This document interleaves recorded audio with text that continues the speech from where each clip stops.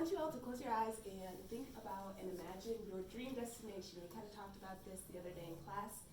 For many people, that could be a place that's full of history or architecture or culture, like Paris or Sydney, London, Greece, New York City, or Rome.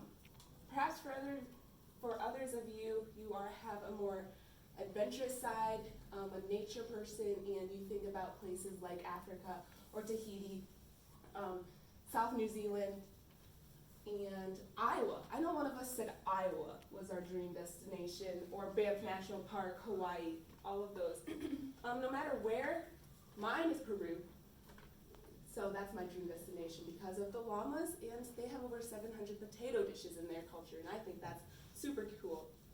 Perhaps you thinking about your dream destination makes you think about the thought of traveling, but maybe you're in a place where you don't have people to travel with. Well, that is why there's this new thing that's become a lot more popular in our culture today, known as solo traveling. Solo traveling is exactly as the phrase puts it, it's traveling alone. However, before you embark on a trip alone, it's important to weigh both the pros and the cons, and then to think about your motives as to why you would want to travel alone. So that's what I'm going to address in my speech today. So I'm going to begin with the motives. Why would one want to travel alone? All of my information has been taken from a book called Solo Travel Handbook by Lonely Planet, or it's my own personal ideas. The first one is job dissatisfaction. In the United States, working a 9-to-5 job is the typical thing that you see in our culture, and many people get burnt out easily, so they want to have an opportunity to do something different and to put away that 9-to-5 job. So they go on a trip solely and travel to a country where they can do something else. Another common reason is you simply cannot find someone to travel with.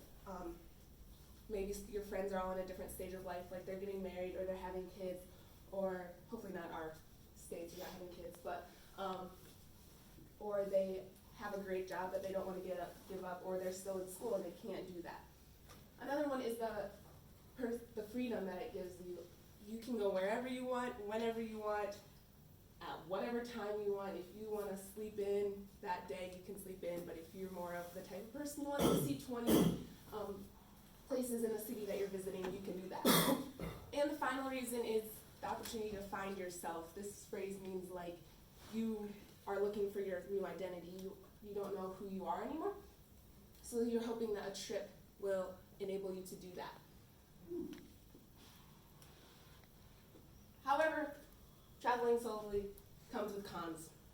And as great as it sounds, as beautiful as those pictures are, it's easy for you to forget the cons because you have this mystical idea in your mind.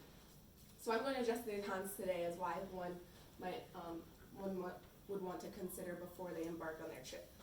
The first one is loneliness. You are alone, and you're traveling through many different countries that don't speak the same language as you, where the culture is completely different. You don't know the streets or the locations where you're at, and you don't know anybody. So that could create a lot of loneliness within your own personal self, or it could really ruin your trip, as I have read of people having that experience as well. Another reason is, one of the most obvious reasons, is the safety aspect of it. Solo traveling, we live in a world that's not the most safe anymore, and that's really sad, but there is that reality, and traveling, especially as a woman, safety is a huge thing because you compromise a lot of things when you are traveling with another person or a group of people. So you have the opportunity in many cultures. Pickpocketing is a reality. Abduction and raping is something that many tourists have encountered, and that's super sad, but it is a reality and something you have to consider when traveling. And the final reason is there's no support. You don't have the support of a group around you. However, there's some pros too, and it's important to remember those. The first one is the simple freedom of it. You get to do whatever you want, as I addressed earlier, and you can go wherever you want, you can do whatever you want each and every day, and that is awesome.